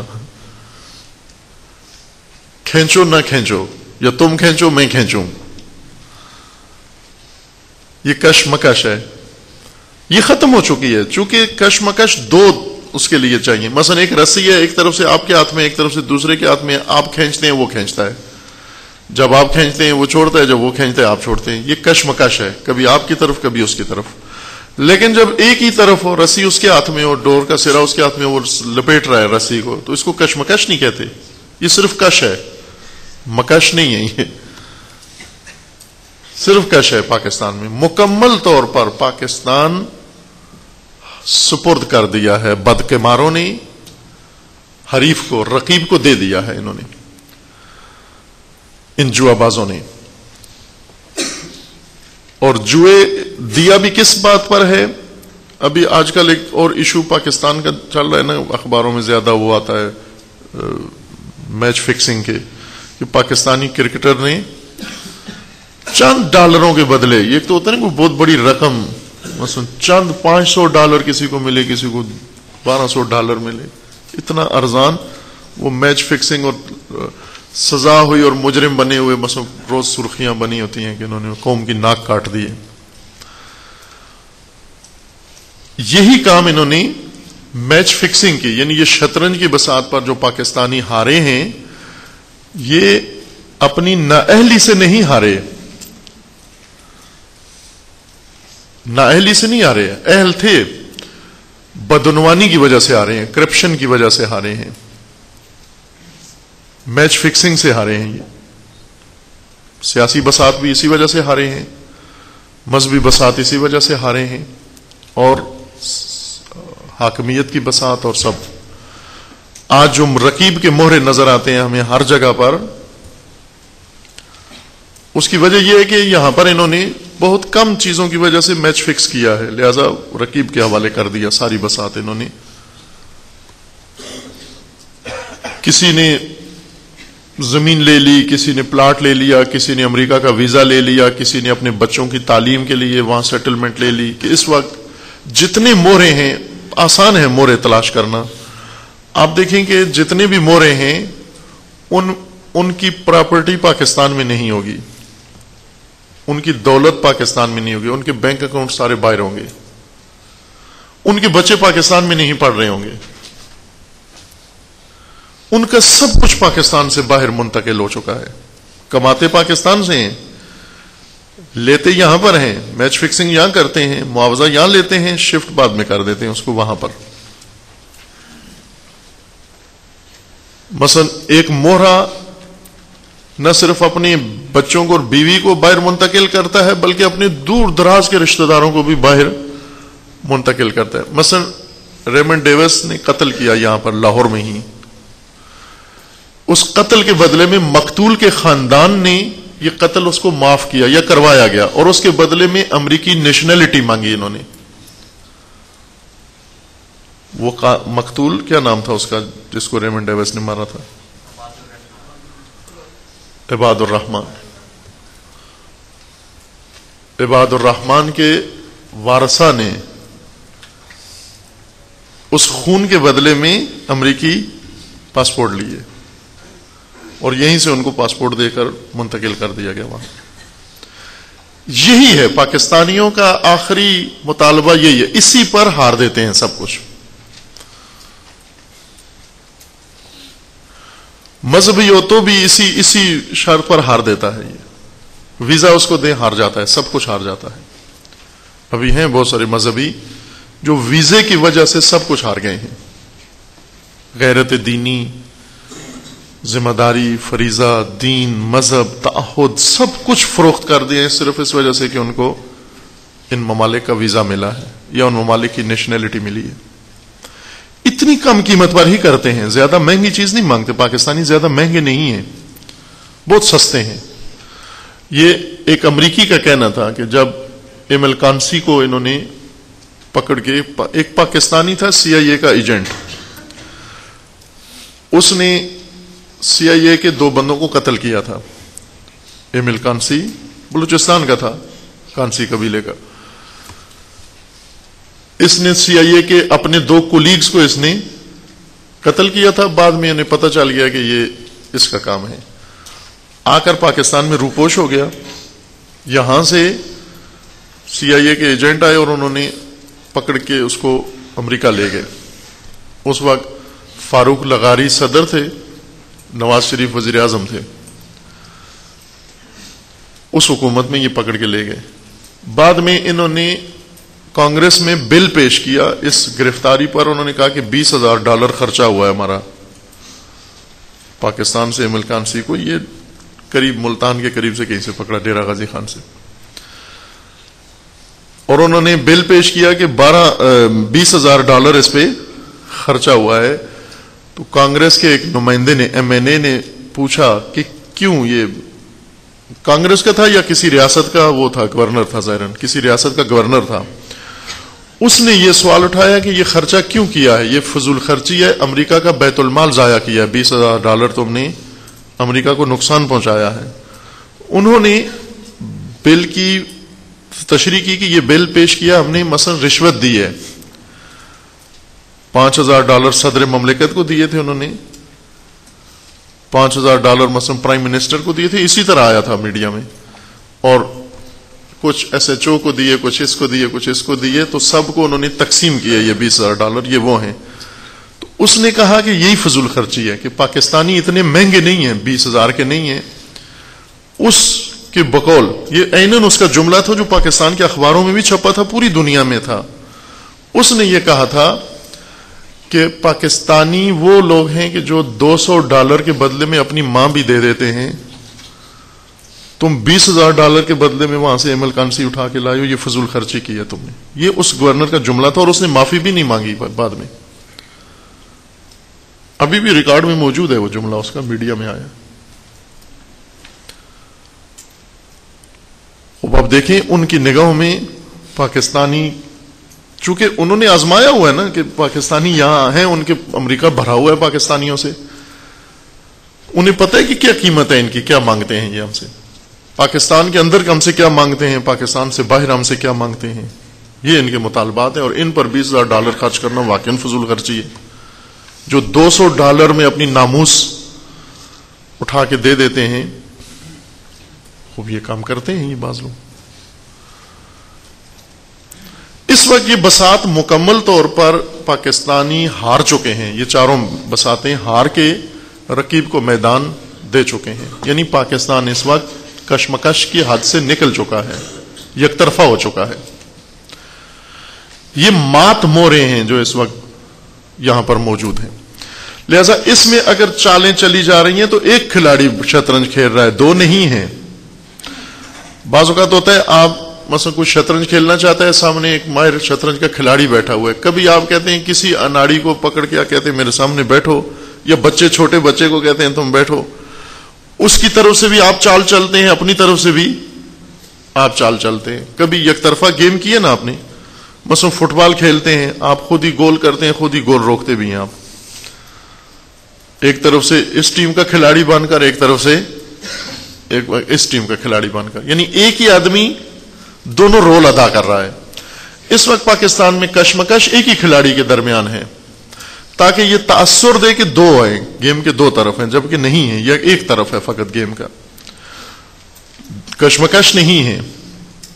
سامنے بٹھا کے چند آدمیوں کو تاثر دینا چاہتے ہیں کہ گیم جاری ہے ابھی، جبکہ گیم اوور ہو چکی ہے، بساط ان کے حوالے ہے۔ اب جو مورے آگے پیچھے ہو رہے ہیں تو وہ ایک ہی کھلاڑی آگے پیچھے کر رہا ہے، یعنی کالے مورے بھی اسی کے ہیں، سفید مورے بھی اسی کے ہیں، دونوں اسی کے ہیں، ایک تھے ہی اس کے اپنے، دوسرے اس نے جیت لیے ہیں۔ لہذا اگر وہ مورے آگے پیچھے کرتا ہے تو یہ نہ سمجھا جائے کہ یہاں کوئی کشمکش ہے سیاسی، مثلا نیا چہرہ آ گیا، کسی نے جلسہ کیا، کسی نے ریلی نکالی، بڑی کامیاب نکالی، قوم پھر اس کو دیکھ رہی ہے کہ یہ نئی سیاسی طاقت ابھر رہی ہے، نہ، یہ ایک مورا ہے، اب انہوں نے آگے چلایا جو پہلے استعمال نہیں کیا تھا۔ اپنی بساط پر ایک ہی کھلاڑی ہے، اپنے مورے آگے پیچھے کرتا رہتا ہے، اور ضروری نہیں ہے کہ آخری مورا یہی ہو اس کا، چونکہ دکھانے کے، جس طرح کہتے ہیں ہاتھی کے دانت دکھانے کے اور ہوتے ہیں کھانے کے اور۔ ہمیشہ ماہر کھلاڑی، ماہر شطرنج باز وہ ہوتا ہے جو دکھاتا اور مورے ہے اور چلاتا اور مورے۔ مثلا ماہر کھلاڑی کی نظر کیا ہوگی؟ پیادے پر، وہ بار بار گھورتا ہے پیادے کے روٹ کو کہ پیادہ آگے بڑھاؤں، ادھر والا سوچتا ہے کہ اگر اس نے پیادہ آگے بڑھایا تو میں یہ کام کروں گا، جبکہ اصلاً یہ صرف دیکھتا ہے اس کی طرف، اس کی نیت نہیں ہے میں نے اس کو آگے بڑھانا ہے، یا اس نے قربانی دینی ہے، پیادے کی قربانی دینی ہے، یعنی پیادہ جان بوجھ کے اس نے آؤٹ کروانا ہے تاکہ وہ اپنا مورا آگے چلائے، وہ پھنسے اور میں اپنے مورے کو پھر اصلی مورے کو سامنے لاؤں۔ شطرنج کی بساط پر یہ ہوتا ہے۔ ضروری نہیں ہے کہ جو مورے دکھا رہے ہیں یہی ان کے اصلی مورے ہوں، آخر میں اقتدار انہی کو دیں، یہ طے ہے۔ مثلا یہی یادداشت جو ابھی چل رہی ہے، نیا سکینڈل جو بنا ہے پاکستان میں، اس میں اقتدار امریکہ سے، ایڈمرل مائک مولن سے اقتدار مانگا جا رہا ہے۔ پاکستان کا اقتدار امریکی ایڈمرل سے مانگ رہا ہے، ذلیلانہ ترین طریقے سے مانگ رہا ہے کہ اگر آپ آئی ایس آئی کا سایہ میرے سر سے ہٹا دو، فوج کو کنٹرول کر لو، فلاں فلاں کر لو، تو جو تم چاہتے ہو میں پاکستان میں کرنے کے لیے تیار ہوں۔ ایک پاکستان کا اقتدار امریکہ سے مانگ رہا ہے۔ خوب یہ کب ہوتا ہے؟ یہ اسی وقت ہوتا ہے نا کہ جب یہ بساط مکمل طور پر سپرد کی جا چکی ہے اور یہ طے ہے کہ یہ نہ ہو دوسرا سیٹ اپ۔ مثلا پرویز مشرف تھا، اس نے بھی ایسے ہی کیا، یہ اقتدار امریکہ سے اس نے دریافت کیا۔ پرویز مشرف کے بعد جو تبدیلی آئی تو کھل کے سارے دن دہاڑے انہوں نے ڈیل کی اور اناؤنس کیا کہ ہم آ رہے ہیں اور ڈیل کر کے آ رہے ہیں، اور بالکل آ کر انہوں نے اقتدار امریکہ سے لیا۔ پاکستانیوں نے پاکستان کا اقتدار، پاکستانی سیاسی جماعت نے امریکہ سے اقتدار حاصل کیا، چونکہ بساط دے چکے ہیں اس کو، یہ حوالے کر چکے ہیں یہ بساط اس کے۔ لہذا اب کوئی نئی سیاسی پارٹی یا نیا مورا بھی آئے گا تو وہ اس کو پتہ ہے کہ بساط کس کی ہے، مالک کون ہے، کھلاڑی کون ہے، اور اسی کی وجہ سے میں آگے آؤں گا، وہ جیسا کہے گا میں آگے بڑھوں گا۔ اس وجہ سے پاکستان ایک عجیب و غریب صورتحال سے دوچار ہو چکا ہے، برخلاف ان ممالک کے کہ جہاں پر بھوک ہے، افلاس ہے، نا امنی ہے، لیکن بھوکی قوم کا ملک بھوکی قوم کے پاس ہی ہے، ننگی قوم ہے، اور اسی ننگ دڑنگ قوم کے پاس ہی ہے ان کی سرزمین، جبکہ یہ سرزمین انہوں نے حوالے کر دی ہے مختلف پہلوؤں سے۔ اس میں الجھن یہ ہے ابھی کہ قوم کا ایک خاص مزاج بن گیا ہے پاکستانی قوم کا۔ اس مزاج سے پہلے یہ نقطہ عرض کر دوں کہ کیوں ہوا ایسے؟ اقتدار کی حاکمیت کی بساط، سیاست کی بساط، مذہب کی بساط اور کلچر کی بساط پاکستانیوں نے کیوں حوالے کر دی ثمن قلیل کے بدلے میں، ناچیز شہوت رانی اور ہوس رانی کے بدلے میں؟ یعنی امریکہ نے پاکستانیوں کو یہ کمزوری پکڑی ہے کہ یہ ہیں ہوس ران۔ معروف ہے پاکستانی بیوروکریسی مشہور ہے کہ عورت اور بوتل یہ دو ان کی کمزوریاں ہیں، یہ دے کر ان کو جو مرضی ہے کام کروا لو ان سے۔ یعنی شراب اور عورت پاکستانی بیوروکریسی کے بارے میں مشہور ہے، یہ باہر مشہور نہیں ہے، خود بیوروکریسی کے اندر مشہور ہے۔ یہ ان دو کاموں سے آپ جو مرضی ہے لے لیں، ان سے فائدہ اٹھا لیں، سب کچھ آپ کے، یعنی ہوس۔ خوب اس میں نیا اضافہ مال کا ہوا ہے، رشوت۔ یہ جو ادارے تباہ ہوئے ہیں جس طرح ہو رہے ہیں، یہ سب مثلا پی آئی اے ہے، ریلوے ہے، واپڈا ہے، فلاں فلاں، یہ سب نابود اور تباہ ادارے اسی ہوس کی وجہ سے تباہ ہوئے ہیں۔ مثال کے طور پر واپڈا، یہ وہ ادارے ہیں، یعنی ایئر لائن، ریلوے، واپڈا، جو کسی بھی ملک کے بجٹ کا سب سے بڑا سہارا رکن یہ تین ادارے ہوتے ہیں۔ چونکہ ان میں یک طرفہ انکم ہوتی ہے، انویسٹمنٹ کم ہوتی ہے، کمائی زیادہ ہوتی ہے۔ آپ رکشے والے کو دیکھیں کہ رکشے والا کماتا ہے، پورا گھر اسی کی بنیاد پر چالو ہوتا ہے، ایک رکشے کے ذریعے سے۔ آپ یہی سمجھ لیں کہ رکشہ بھی ایک ذریعہ ہے حمل و نقل کا، اور جہاز بھی ایک ذریعہ ہے، ریلوے بھی ایک ذریعہ ہے۔ رکشے سے اگر ایک پوری فیملی چل سکتی ہے تو ریلوے کا محکمہ جو پورے ملک کے اندر ہے، پورا ملک اس کی بنیاد پر چل سکتا ہے، اس کی انکم سے۔ انکم والا شعبہ ہے یہ۔ اسی طرح ایئر لائن انکم والا شعبہ ہے۔ لیکن یہاں جو مافیاز ہیں، جیسا پہلے اس میں کہا تھا کہ مافیا ہیں، پاکستان میں مافیا ہیں، جماعتیں نہیں ہیں، پارٹیاں نام ہے ان کا، انہوں نے نام اپنا حزب رکھا ہوا ہے، اصل میں مافیاز ہیں، تنظیمیں مافیا ہیں در حقیقت۔ مافیا وہ خوفناک زیر زمین غیر قانونی لوگ ہوتے ہیں جو کالے دھندے کرتے ہیں، لوگوں کی سمگلنگ، ڈرگ کی سمگلنگ، کرائے کے قاتل، منشیات کا فروغ، یہ سب کالے دھندے وہ لوگ کرتے ہیں اور گینگ بناتے ہیں۔ اس گینگ میں باس ہوتا ہے ان کا، بگ باس، اور اس کے آگے پھر گینگ ہوتے ہیں، گینگسٹر ہوتے ہیں اس کے، اور وہ بات چیت نہیں کرتے، ان کی زبان ہوتی ہے گولی، صرف گولی کی زبان سے بات کرتے ہیں کہ یہ کام کرو یا گولی کھاؤ۔ یعنی بگ باس کا حکم ہوتا ہے اور نیچے گینگ ہوتی ہے جس کا کام لوگوں کو قتل عام کرنا ہوتا ہے۔ پاکستان میں عملی طور پر اگر ہم دیکھیں تو مافیاز ہیں، مثلا سیاسی کراچی میں مافیاز ہیں، جماعتیں نہیں ہیں، مافیا ہیں۔ ایک بگ باس ہوتا ہے، نیچے ساری گینگ ہوتی ہے اس کی، کسی کو بھی حکم دے۔ اور مافیا میں عموماً اپنے لوگوں کو بھی مار دیتے ہیں، وہ جس پر ذرا سا شک گزرے کہ یہ دوسرے گروپ کے لیے کام کر رہا ہے یا ہمارے لیے نقصان دہ ثابت ہو سکتا ہے، مافیا نہیں اس کو برداشت کرتا، کبھی بھی نہیں برداشت کرتا۔ ابھی پاکستان کے اندر جو سیاسی جماعتیں ہیں ان کو دیکھیں، جنہوں نے اپنے وفاداروں کو مارا ہے، کھایا ہے، کسی کی شخصیت قتل کی ہے، کسی کو فزیکلی طور پر قتل کیا، خود اپنے لوگوں کو۔ مافیا یہ کام کرتی ہیں، سیاسی پارٹیاں نہیں کرتی کبھی بھی یہ کام۔ فلاحی تنظیمیں یا سیاسی تنظیمیں یہ حرکت نہیں کرتی ہیں، مافیا کا مزاج ہے یہ کہ مثلا فلاں رکن ہمارا تھا، اب ہمارے ساتھ وفادار نہیں رہا، بس اس کو حذف کر دو، ہٹا دو اس کو راستے سے۔ یہ مافیائی طریقہ کار ہے۔ ان مافیاز نے علاقے تقسیم کیے ہوئے ہیں پاکستان کے مختلف، مثلا یہ ٹریفک اور حمل و نقل کا جو شعبہ ہے انہوں نے مافیا کے قبضے میں ہے. پی آئی اے ایک معتبر ایئر لائن، ملکی ایئر لائن، اربوں سالانہ اربوں روپے میں اس کو خسارہ ہوتا ہے. یعنی اس کے اتنی مالیت نہیں ہے جتنا اس کو سال کا خسارہ ہوتا ہے. کیوں کہ مافیاز ہیں اس کے اندر. ریلوے مافیا کے کنٹرول میں تباہ ہے، واپڈا مافیا کے کنٹرول میں ہے. واپڈا میں جو بحران ہے بجلی کا، یوں نہیں ہے کہ ان کے پاس بجلی پیدا کرنے کے وسائل نہیں ہیں، کارخانے نہیں ہیں، مثلا اسٹیشن نہیں ہے، ان کے پاور اسٹیشن نہیں ہیں ہر طرح کے ہیں، پانی کے بھی ہیں، بجلی اس کے گیس کے بھی ہیں، اور ڈیزل کے بھی ہیں، اور کوئلے کے بھی ہیں، اور اٹامک بھی ہیں.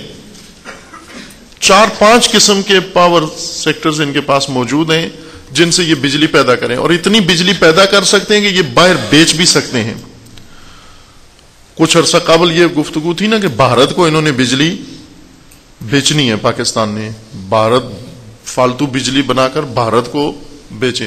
چونکہ ایک ملک سینٹرل اپنے اس علاقے سے بجلی پیدا کر کے اپنے بارڈر تک پہنچائے تو اس کو مہنگی پڑتی ہے. مثلا پاکستان اگر تربیلا سے بجلی پیدا کر کے بلوچستان کے بارڈر تک پہنچائے تو بہت مہنگی پڑتی ہے اس کو. اس کے بجائے اگر ایران سے خرید کے وہیں پر استعمال کرے تو بہت سستی پڑتی ہے اس کو. لہذا یہ سارے ممالک کرتے ہیں، جو خود کفیل ہے وہ بھی یہ کام کرتے ہیں بچت کے طور پر، بجائے اس کے کہ خود اپنی لائن اپنے بارڈر تک لے جائیں، ہمسایہ پڑوسی ملک سے لے لیتے ہیں. لہذا بھارت کو انہوں نے کہا کہ ہم بھارت کو بجلی دیں گے، لیکن ناگہان پاکستان میں بجلی غائب ہو گئی. کیوں غائب ہو گئی؟ اس لیے کہ ابھی کیس بھی چل رہا ہے نا یہ رینٹل پاور پلانٹس کا. سپریم کورٹ نے فیصلہ بھی دے دیا کہ یہ تو کھا لیا پیسہ، انہوں نے سارا پیسہ کھا گئے. 24 گھنٹے کے اندر ایک کو واپس کرنے کا حکم دیا کہ 24 گھنٹے کے اندر واپس کرو پیسہ. کرپشن کی وجہ سے ہوا یہ. یعنی انہوں نے بجلی پیدا کروائی، ان سے بجلی خریدی، خرید کے پبلک میں بیچ دی، پبلک سے بل لے کے خرچ کر کے کھا گئے. اب کھربوں روپیہ ان کارخانوں کا یا ان انڈسٹریوں کا انہوں نے دینا ہے جنہوں نے بجلی پیدا کر کے ان کو بیچی ہے، فروخت کی ہے. کھربوں روپیہ جو یہ کرپٹ مافیا کھا چکا ہے، ہضم کر چکا ہے. یہ انہیں پیسہ دیں تاکہ وہ مزید اپنے کارخانے چلائیں. ان کے پاس لیبر کو تنخواہ دینے کے لیے نہیں ہے. انہوں نے کھربوں روپیہ لے کر کھا لیا اور ان کو نہیں دیا، انہوں نے کچھ بھی ریٹرن نہیں کیا. وہ کارخانے بھی بیٹھ گئے، ان کا بھی نقصان ہوا اور قوم تاریکی میں ڈوبی ہوئی ہے. کوئی عکس العمل بھی نہیں ہے.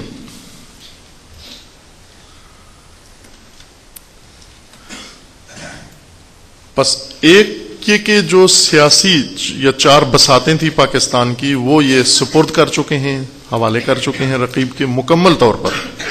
یہ سارے مہرے ان کے ہیں. آگے پیچھے بے شک ہوتے رہیں، نئے چہرے آئیں یا پرانے چہرے لائیں یا کسی کو آگے کریں پیچھے کریں، یہ مہرے انہی کے ہیں، یہ بسات اپنی ہے ان کی. یہ ذہن میں رکھیں، کوئی نجات دہندہ نہیں ہے. دوسرا یہ کہ جو اندرونی مختلف سیکٹرز ہیں ان میں مافیاز کا کنٹرول ہے، اور مافیا سسٹم کی وجہ سے یہ سب تباہ ہو رہا ہے، ویران ہو رہا ہے ملک، اور ہو چکا ہے مافیائی نظام کے تحت. مذہبیوں کا طریقہ کار بھی مافیا والا طریقہ کار ہے. انہوں نے قلم رو تقسیم کر لیا، یہ ہمارا علاقہ ہے، اس میں کسی کو علاقہ غیر قرار دیا ہے، ممنوع نو گو ایریا بنا دیا اس کو. مذہبی لوگ ہیں، نمازیں پڑھتے ہیں، لیکن ایک مسجد کو نو گو ایریا بنا دیا کہ یہ مسجد ہماری ہے، اس میں دوسرا مسلمان نہیں آتا. یہ مافیا کا طریقہ کار ہے، نو گو ایریا مافیا بناتے ہیں. جن احزاب کے اندر مافیائی روح موجود ہو وہ یہ حرکت کرتی ہیں، جن تنظیموں میں مافیائی روح موجود ہو وہ یہ حرکتیں کرتی ہیں. مثلا ایک علاقہ ہے تبلیغ کے لیے ایک مذہبی گروہ نے انتخاب کیا ہے، وہ نو گو ایریا ہے اس کا، یہاں کوئی دوسرا گروہ تبلیغ کے لیے نہیں آ سکتا. ایک نے فرض کریں کسی علاقے میں کوئی مدرسہ بنایا ہے، وہ اس نے پورا علاقہ نو گو ایریا قرار دیا ہے کہ یہاں کوئی اور نہیں بنا سکتا، یہ ہمارا علاقہ ہے. یہ مافیائی روحیں ہیں جو ان تنظیموں کے اندر اور ان احزاب کے اندر گھس گئی ہیں، اور مافیا نے ملک کو دیوالیہ پن تک پہنچا دیا ہے۔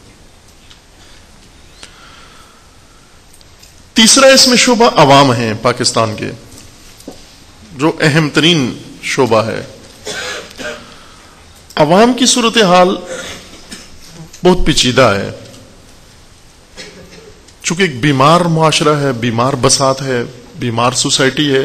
خواہ نخواہ عوام کو یہ بیماری ہے لگی ہوئی، جس طرح سید الشہداء علیہ السلام نے فرمایا تھا کہ میں قیام کربلا کے ذریعے سے عوام کی بیماری کا علاج کرنا چاہتا ہوں، عوام کی بیماری کا۔ حکمرانوں کو نہ، حکمرانوں کی اصلاح کے لیے نہیں کہا کہ میں اصلاح حکمران اور حکومت کی اصلاح کرنا چاہتا ہوں، لوگوں کی اصلاح کرنا چاہتا ہوں۔ انما خرجت لطلب الاصلاح فی امت جدی، اور امت کو جو سید الشہداء نے خطاب کیے وہ یہ تھے الا ترون، عوام کو کہہ رہے تھے، لوگوں کو فرما رہے تھے کہ الا ترون، کیا تمہیں نظر نہیں آتا ان الحق لا یعمل بہ وان الباطل لا یتناہى عنہ، کیا تم نہیں دیکھتے، اندھے ہو گئے ہو؟ لوگوں کو خطاب کر رہے تھے کہ کیا تمہیں نظر نہیں آ رہا لوگوں کو؟ اور لوگوں کو بتاتے تھے کہ یہ کیا حالت ہے جس پر تم راضی ہو کے زندگی بسر کر رہے ہو، زندگی گزار رہے ہو، یہ کیا حالت ہے تمہاری؟ فرمایا میں تو حاضر نہیں ہوں ان حالات میں زندہ رہنے کے لیے۔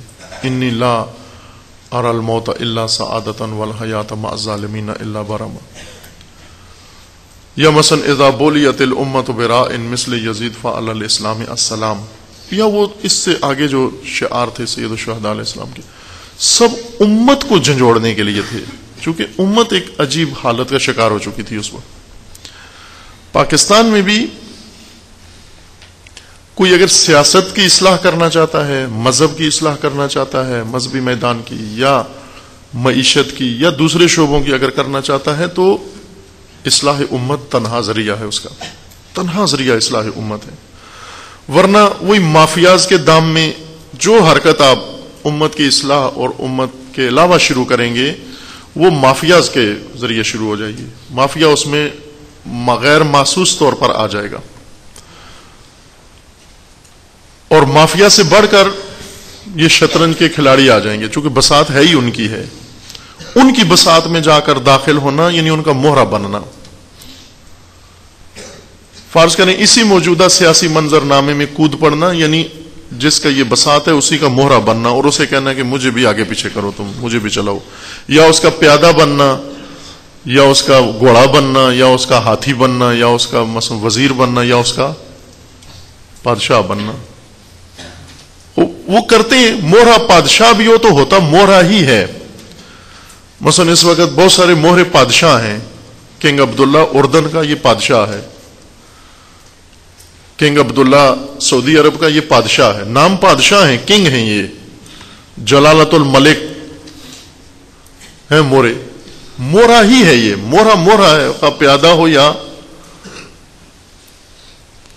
وزیر مورے ہیں، جرنیل مورے ہیں، کیبنٹ مورا ہے، یہ سب مورے کی ایک کردار ادا کر رہے ہیں۔ اگر آپ دشمن کی وہ بساط جو انہوں نے لے لی اپنے اختیار میں، اسی بساط میں مہرہ بن کر کودیں گے، آپ کو اپنے آپ کو ان کے حوالے کرنا پڑے گا، اور ان کے کہنے پر آپ کو حرکت کرنی ہوگی اگر مہرہ بن کر کودیں گے۔ لیکن اگر آپ بساط اپنی بنائیں، ان کی نہ بنائیں، اپنی بساط ان کے مقابلے میں، جس طرح امام خمینی نے کیا، ان کی بساط میں امام نہیں کھیلے، وہ چاہتے تھے کہ ہماری بساط میں امام بھی ہمارا ایک مہرہ بن جائے، لیکن امام نے کہا یہ اس بساط میں تو نہ میں مذہب یہ اختیار کر سکتا ہوں جو تمہارا ہے، چونکہ یہ مذہب بھی تمہارے اختیار میں ہے، یہ سیاست بھی تمہارے اختیار میں ہے، یہ حکومت بھی تمہارے اختیار میں، یہ سب کچھ تمہارا ہے۔ ایک لیڈر کے لیے بہت اہم چیز یہ ہوتی ہے کہ وہ دشمن کے گراؤنڈ میں نہ جائے، مارا جائے گا، ورنہ خود میدان بنائے اور دشمن کو وہاں لے کر آئے، اپنی مرضی کا میدان انتخاب کرے۔ دشمن کے میدان میں اگر وہ گیا، مارا جائے گا۔ جنگوں میں ایسے ہوتا ہے کہ آپ نے ایک میدان جنگ بنایا کہ دشمن اس علاقے میں آئے محاصرہ کر لیں گے، دشمن نے اپنا میدان بنایا ہوگا یہاں آپ کو لے کر آئے اور یہاں محاصرہ کر لے آپ کو. ماہر جنگجو کبھی بھی اس علاقے میں قدم نہیں رکھتا جہاں دشمن نے پوری تیاریاں کی ہوئی ہیں کہ یہاں آئے گا میں اس کو حصار محاصرہ کر لوں گا. امام داخل نہیں ہوئے کسی جگہ بھی، نہ اس کے کسی مذہبی جھانسے میں آئے شاہ کے اور ان مہروں کے امریکہ کے اور دوسروں کے، نہ ان کے سیاسی جھانسے میں آئے، نہ ان کی حاکمیت کے جھانسے میں، کسی میں نہیں آئے امام. لہذا اپنی بساط امام نے شروع کی، اور اپنی بساط کس کے لیے شروع کی؟ امت کے لیے شروع کی. عوام اہم ترین موضوع ہے پاکستان کا، لیکن بہت پیچیدگی ہے عوام کے شعبے میں. ایک یہ کہ عوام کے اندر بہت خلا موجود ہیں. خلا کی طرف آتے ہیں بعد میں، پہلے یہ نقطہ اشارہ کر دیں کہ عوام میں رد عمل و عکس العمل کی صلاحیت مر چکی ہے، حس مر چکی ہے. وہ حس جس کے ذریعے سے حالات کو احساس کر کے درک کر کے رد عمل دکھایا جاتا ہے. مثلا کسی انسان کو سر میں چوٹ لگتی ہے تو اس کے منہ سے ہائی نکلتی ہے، فریاد نکلتی ہے. پاکستانی عوام وہ ہیں جن کا سر بھی توڑ دیا جائے ہائی نہیں نکلتی، کیونکہ پہلے ان کو انجیکشن لگا دیا کہ سن کر دیا گیا ہے. سن عوام کا سر بھی پھوڑ دو کوئی حرکت نہیں نکلتی، آواز نہیں نکلتی. اس کی بہترین مثال ہے مثلا شیعہ کمیونٹی پاکستان میں، باقی بھی ایسے ہی ہیں، مشابہ ہیں، ایک جیسے ہیں سب. مثلا کوئٹہ میں کتنے دردناک واقعات ہوئے، خود کوئٹہ کے اندر بھی کوئی احساس نہیں ہوا، دور تک بھی کوئی احساس نہیں ہوا، یہاں بھی کوئی احساس نہیں ہوا. اور اسی طرح دوسری مثالیں بھی موجود ہیں. مجموعی طور پر پاکستان میں دیکھ لیں، یہی نیا سکینڈل مثلا جو کھڑا ہوا ہے ملک کے ساتھ غداری کا، اتنی بڑی سطح تک کسی بھی قوم میں کسی بھی ملک میں اگر اس سطح کی کوئی بات ہو تو ملک میں ایک تہلکہ مچ جاتا ہے.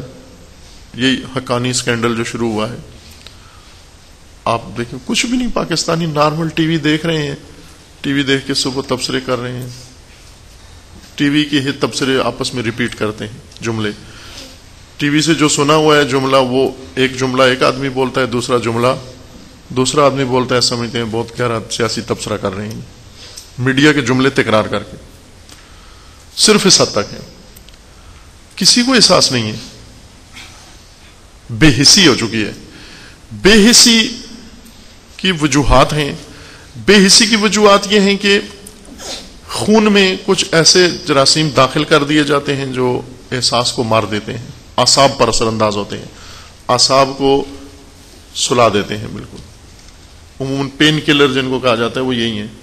پین کلر وہ گولی ہوتی ہے جس کے اندر مخدر مواد ہوتا ہے. مخدر یعنی نشہ آور، جو آپ کے اعصاب کو سلا دیتا ہے. تھوڑی دیر کے لیے وہ اعصاب سو جاتے ہیں، درد ہو رہا ہوتا ہے، چوٹ لگی ہوئی ہے، لیکن درد محسوس نہیں ہوتا، حس نہیں ہوتا، چونکہ حس کرنے والا عصب سو گیا ہے، نیند میں ہے.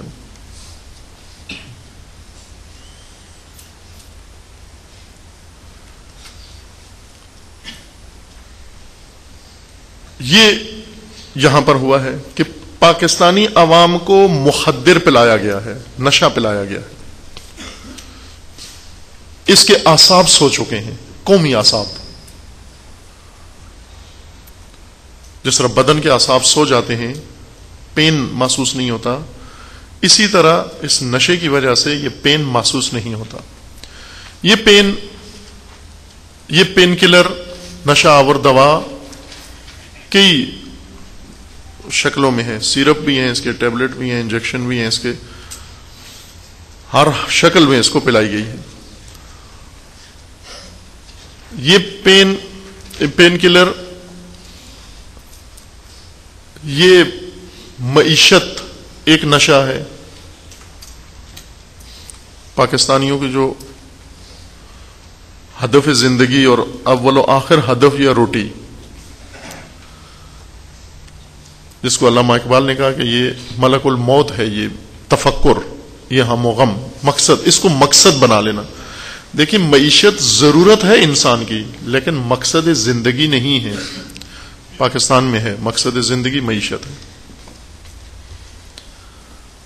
ایک ضرورت سے بڑھ کر ہے، مقصد کی جگہ جا بیٹھا ہے یہ.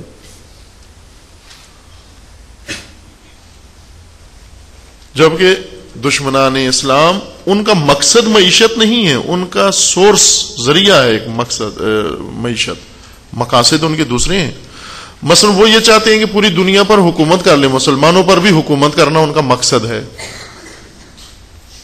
لیکن معیشت کے ذریعے.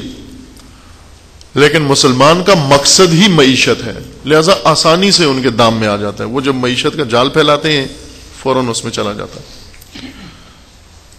یہ مادیت کا نشہ.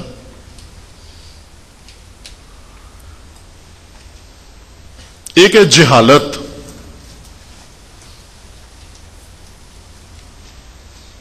جو پاکستان میں فراوان ہے، چونکہ جہالت کے خلاف کبھی بھی مبارزہ نہیں ہوا. جہالت سے فقط فائدہ اٹھایا ہے، سب نے فائدہ اٹھایا ہے. سیاستدانوں نے فائدہ اٹھایا ہے، مذہبیوں نے فائدہ اٹھایا ہے، حکمرانوں نے فائدہ اٹھایا ہے، ہر طبقے نے جہالت سے فائدہ اٹھایا ہے. جہلا ہر شیطان کے سرباز بن جاتے ہیں، کیونکہ انہیں تشخیص تو نہیں ہوتی کہ ہم کدھر جا رہے ہیں. جہلا کو جدھر لے جائیں سب کے سرباز ہیں، سب کی فوج ہیں. یعنی جاہل صبح اٹھے گا دوپہر تک کسی کے لشکر میں ہوگا، دوپہر کے بعد شام تک مغرب تک کسی کے لشکر میں ہوگا، مغرب کے بعد رات کو کسی اور کے لشکر میں ہوگا. ہے جو جاہل. جس طرح امیر المومنین کے ساتھ کچھ جاہل تھے، وہ آدھا دن امیر المومنین کے لشکر میں تھے، آدھے دن کے بعد امیر شام کے لشکر میں چلے گئے.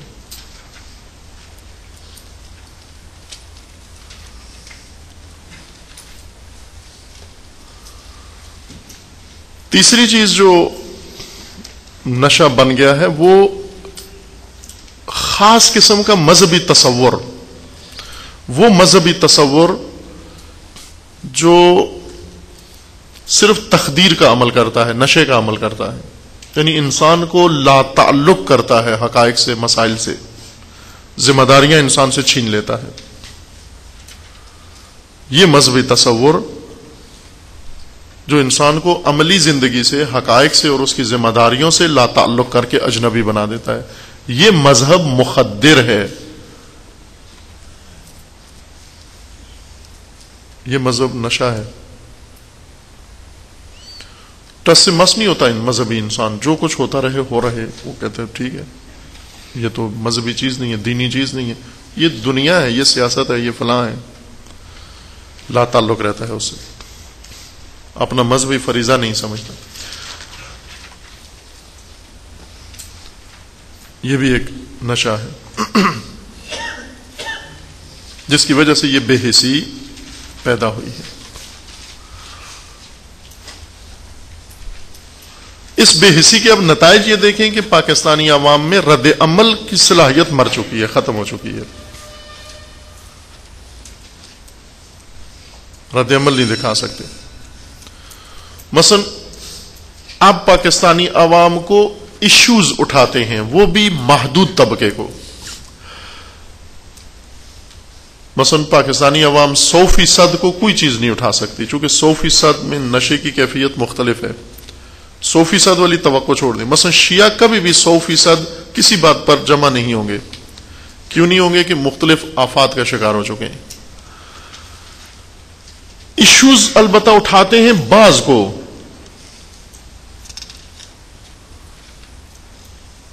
مثلا ایک نشے میں دھوت انسان ہے، وہ دھوت انسان، اس کو آپ آوازیں دیں، اس کو جھنجھوڑے نہیں ہوگا. بہت بڑا شاک اس کو پہنچائیں تاکہ تھوڑا سا آنکھیں کھول کے پوچھے کہ ہوا کیا ہے. وہ شاک پہنچانے کے لیے آپ کو کوئی بہت بڑا حادثہ کریٹ کرنا پڑے گا، بہت بڑا دھماکہ کروانا پڑے گا تاکہ یہ ذرا ہوش میں آئے، تاکہ خبریں سن سکے کہ ہوا کیا ہے. خبریں سن کے پھر سمجھتا ہے میرا فریضہ اتنا ہی تھا، آنکھیں کھول کے کان لگا کے خبریں سن لینا، بس اس کے بعد میرے پاس وقت نہیں ہے، سو جاتا ہے. پھر اب توجہ فرمائیں کہ ایشوز پر، وہ قوم جو فقط ایشوز پر اٹھتی ہے، اور وہ بھی اس کا محدود طبقہ، نہ سب. یعنی کب مریض ہے اس کو بیماری ہے بڑی شدید قسم کی، اس کو بھی سب کو پتا ہے کہ یہ بیمار ہے، لیکن یہ بیمار درد کی ٹیس نہیں اٹھتی اس کے اندر، لہذا سب ٹھیک ہے، چاہ رہا ہے اللہ شفا دے اس کو، خود اس سے بھی پوچھیں وہ کہتے ہیں ابھی بہتر ہوں۔ لیکن یہی بیماری جب ایک وقت میں بہت شدید تکلیف بن کر اٹھتی ہے، درد ٹیس بن جاتا ہے، اس وقت سب اٹھتے ہیں، ایمبولینس بلاؤ، اس کو اسپتال لے جاؤ، اس کو فلاں کرو فلاں کرو۔ جب تک شدید کرب میں مبتلا نہیں ہوتا اس وقت تک دوسرے توجہ نہیں کرتے اس کی طرف، توجہ بھی جو کرتے ہیں چند ایک اتنے کہ اس کو اسپتال پہنچا کے آ جائیں، بس اس کے بعد وہ سمجھتے ہیں ہم نے بہت بڑا احسان اس پر کر دیا کہ آپ کو اسپتال پہنچا دیا۔ جہاں پر بھی ایشو یعنی بہت ہی بڑے واقعات، نمایاں واقعات، شوق، بڑے شوق جو لگتے ہیں قوموں کو، اگر ایشوز پر ایک قوم عادت بنا لے اٹھنا اور توجہ کرنا، یعنی یہ قوم بہت بڑے مسائل و مشکلات کا شکار ہو چکی ہے، جس کو فقط الیکٹریکل شاک یا یہ چیزیں اس کو جگاتی ہیں، بیدار کرتی ہیں، یعنی نارمل نہیں ہے یہ۔ خوب شاک کے ذریعے سے اگر کسی کو آپ ہوشیار کریں تو جب شاک کا اثر ختم ہوتا ہے وہ دوبارہ بے ہوش ہو جاتا ہے۔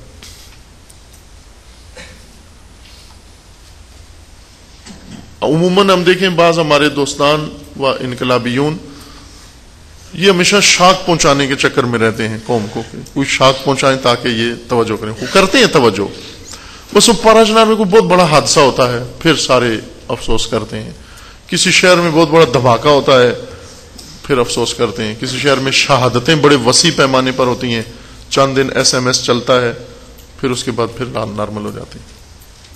یہی درد ہے، یہی مشکل ہے کہ عوام قوم ایک ایسے مسئلے میں گرفتار ہو چکے ہیں جو اب یعنی اس حد تک جا پہنچتے ہیں کہ بہت ہائی وولٹیج کا شاک ہی انہیں وہ بھی چند منٹ کے لیے ہوشیار کرتا ہے، اور چند منٹ کے بعد پھر دوبارہ اپنی اسی کوما والی حالت پر واپس آ جاتے ہیں۔ کوما میں ہیں ہم۔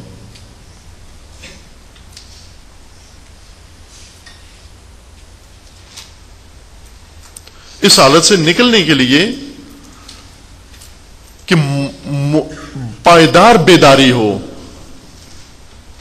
ہمیشہ کی بیداری ہو، مسلسل بیداری ہو، یعنی جن دنوں میں سب سوئے ہوئے ہیں یہ قوم بیدار ہو اس وقت بھی،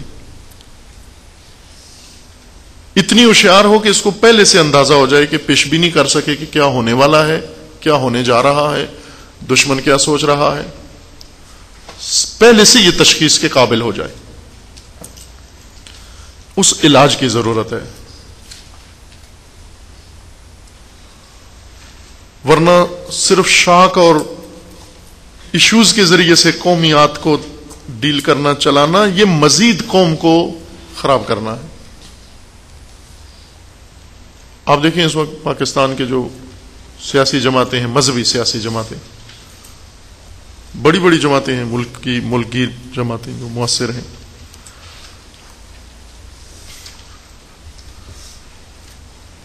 ان کے دیکھیں ایشوز کے پیچھے اٹھیں، کسی دن مثلا عافیہ صدیقی کا ایشو شروع کر دیں گے، ریمنڈ ڈیوس کا ایشو شروع کر دیں گے، جب تک کوئی ایشو شروع نہیں ہوتا ان کی سیاست چلتی ہی نہیں ہے۔